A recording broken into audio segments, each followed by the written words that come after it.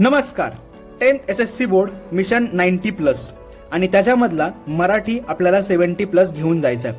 मग त्यासाठी आपण प्रिपरेशन प्लॅन नीट समजून घेत होतो. उपयोजित लेखन लास्ट व्हिडिओमध्ये सुरू केलं होतं, पत्रलेखन पाहिलं. आज बघूया बातमी लेखन. नक्की बातमी लेखन कुठल्या टॉपिकवरती पडतं आधी ते समजून घ्या.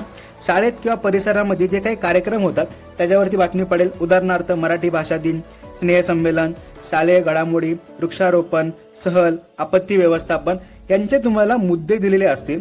त्या मुद्द्यांचा विचार करायचा आणि तुम्हाला बातमी लिहायची असते. आता बातमी लिहिताना महत्वाची गोष्ट काय तर 3 परिच्छेद लिहा.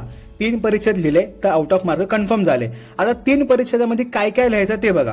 पहिला परिच्छेद 4 ते 5 ओळींचा असून द्या, ज्यामध्ये बातमीची थोडक्यात माहिती द्यायची, जसं की कोठे झाली, कधी झाली, प्रमुख पाहुणे कोण होते त्यांचा उल्लेख करायचा आहे.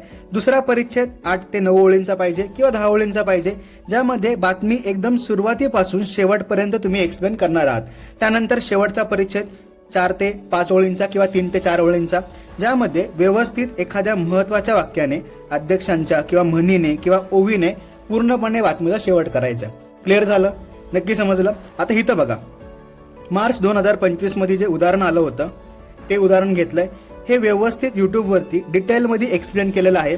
तो व्हिडिओ नीट बघून घेताल म्हणजे बातमी लेखनाचे तुमचे मार्क पक्के होतील. सोबत त्या व्हिडिओमध्ये काही महत्त्वाचे टॉपिक सुद्धा एक्सप्लेन केले आहेत, जसं की हा टॉपिक आला होता. त्यानंतर तुमच्यासाठी काही क्वेश्चन्स दिलेले आहेत, ते देखील नीट बघून घेताल म्हणजे तुमचे हे 5 मार्क पक्के होऊन जातील. बाकी युट्यूबची लिंक तुम्हाला माझ्या बायोमध्ये मिळून जाईल. टेन्शन घेऊ नका, व्यवस्थित प्रिपेअर करा. Bye bye, all the best.